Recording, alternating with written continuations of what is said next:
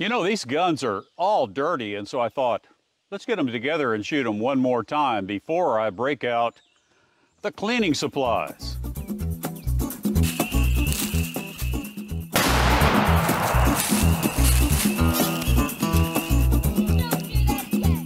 Hi, George here, and welcome to Tales from Target Suite, where I'll share my perspective on guns and shooting, and we'll have an adventure or two that will make even a grown man smile.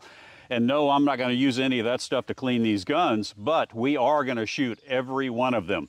And I've got them laid out here on the table because they are dirty, and I've got them laid out here on the table in order of date of manufacture.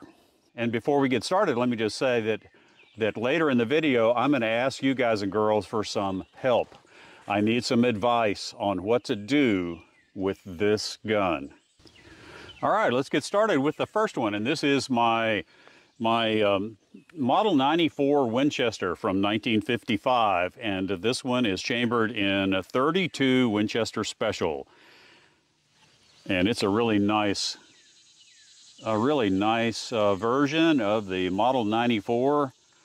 It's in pretty good condition for a gun of its age, and chambered in an unusual cartridge. For a lot of you guys may not know the Model 94 or the 32 Winchester Special. Let's load up some cast bullets here. These are 180 grain cast bullets with a high-tech or polymer coating of some kind on them. And let's shoot some rounds downrange and see how the already dirty Winchester Model 94 and 32 Winchester Special does. And we'll ring some steel down there.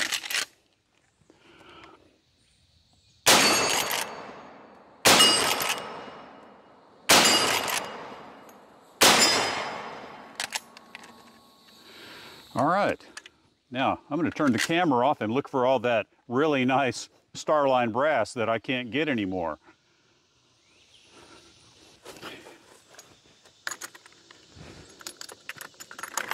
Okay, that was easier. The first take, it took me forever to find those pieces of brass, and Starline brass in 32 Winchester Special is like hen's teeth.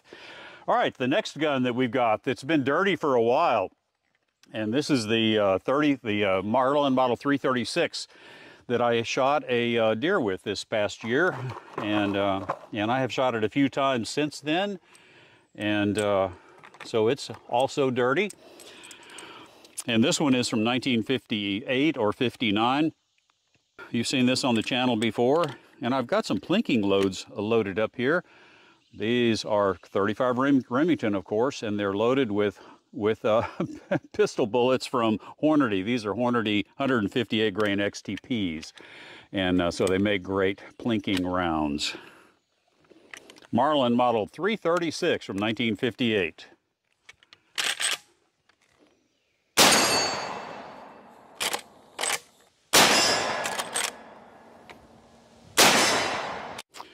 Okay, that guy really does need to be cleaned. Now let's look at the Ruger 44 carbine. It's not a high capacity firearm by any stretch of the imagination. It only holds 4 in the magazine and one in the chamber, so it's a 4+1. But there is the Ruger carbine, and this is the very first rifle that Bill Ruger designed. Predecessor to the 1022, predecessor to all other long guns.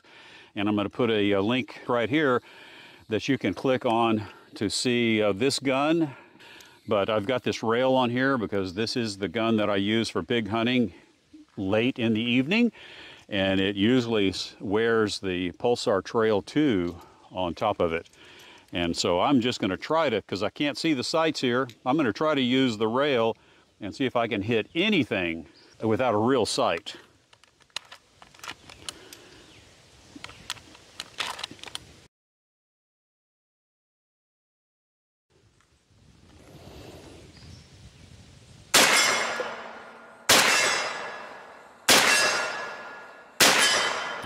Okay, that worked better than I thought it would. There's the Ruger 44 carbine. What a fantastic rifle. Okay, now we've got the 1022, Now we've got the Winchester 9422 in 44 Magnum, and you saw this just last week in last week's video. And so let's put a few rounds downrange with this. I love this gun. I had heard about the 9422 since it was introduced back in 1972, but I just never really could get past my love affair with the Marlin 39A, which I'd had since I was a kid. But now that I've gotten my hands on a Winchester Model 9422, this one is the M version because it's 22 Magnum, and it's also made in 1975. Since I've gotten my hands on this, I have come to appreciate the beauty and the robustness of this Winchester design that was produced from 1972 to 2005, I believe. And this one, as I said, was a 1975 offering. Winchester 9422M.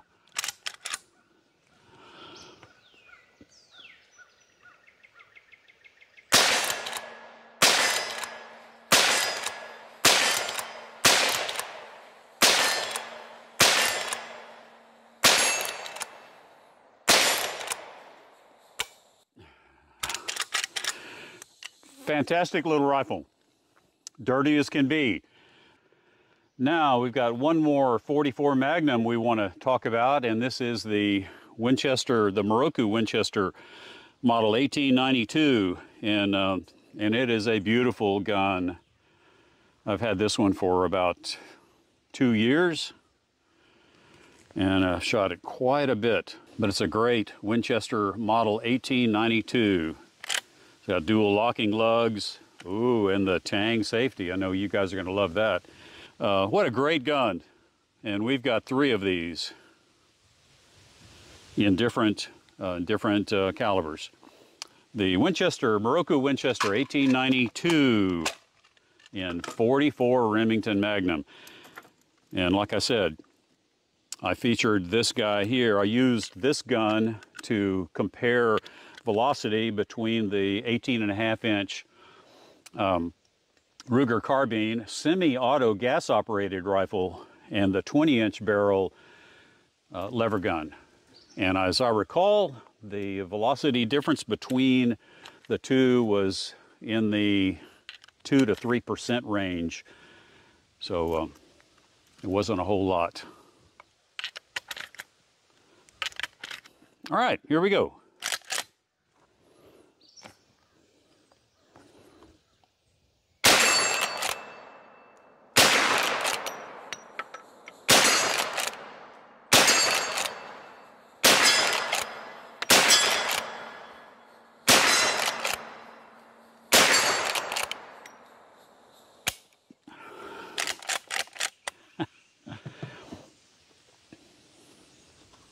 And then we have, and don't forget about this, and then we have the Rossi R92, and it is chambered in 357 Magnum. But we're not going to shoot 357 Magnum now. We're going to shoot 38 Special.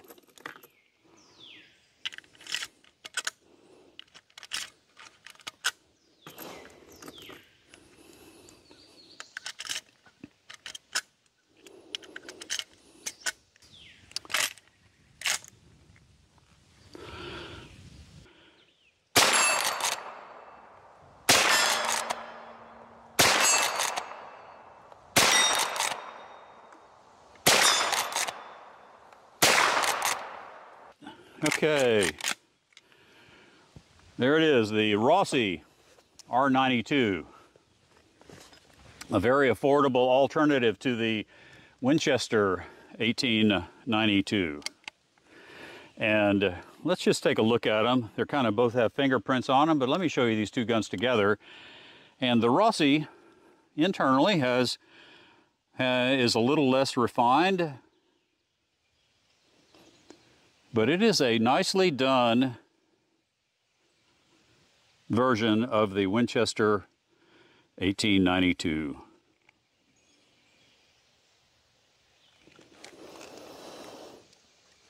Okay, Let's talk about this guy here. And you saw it in the last video that I did with the combo, the 22 Magnum combo, using the Winchester 9422M and my pawn shop Ruger single 6. And when I bought this gun, I thought it was a 22 long rifle, but it turned out it was 22 Magnum only, and it had real problems. And I will post a link right here. I don't know if I can show you, if I can post the playlist or not, but I posted 8 videos with this gun because it came out of the pawn shop shooting really poorly. I'll just leave it at that. And I had some barrel, some bore, chamber alignment issues. And I wound up, over a period of 8 videos, I wound up discovering that there was a problem in the bore here. And so I put on a new barrel, and I also did some internal work tightening up the lockup, and so now it locks up tight as a drum. In fact, there's no wiggle here at all, any kind of wiggle, because I've got an oversized base pin and a new oversized cylinder stop or cylinder latch. But it's pretty tacky looking. Now here's the question that I have.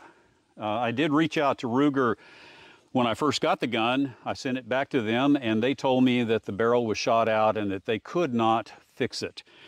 And so I just kind of assumed responsibility for doing the best I can to get it right. Well, I had occasion to reach out to Ruger again and talk to a gentleman, and he said, no problem, I can make that gun work for you. What would be entailed is a new barrel. It'll have a different roll stamp on it. And once he puts a new barrel on, he'll also put on because this ejector rod housing is aluminum, he'll put on a steel ejector rod housing, a new barrel, and then he'll re-blue the whole gun. He won't re-blue the grip frame because that's aluminum, but he will completely re-blue the gun, and he said he could make it shoot 3/4 inch groups at 15 yards.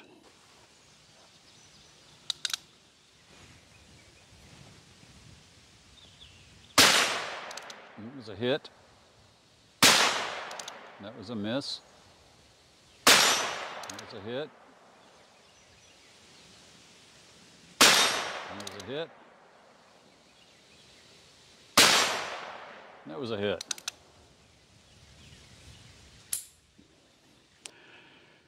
So, what do you think?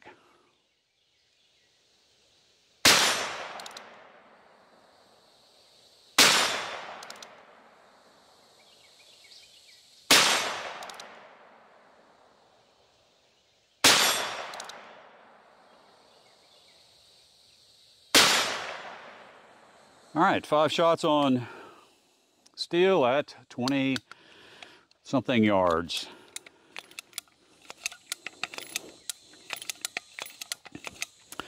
Well, thank you so much for watching. I appreciate it always, and I appreciate your comments. And I've said this before, I think I have some of the best commenters in the YouTube industry.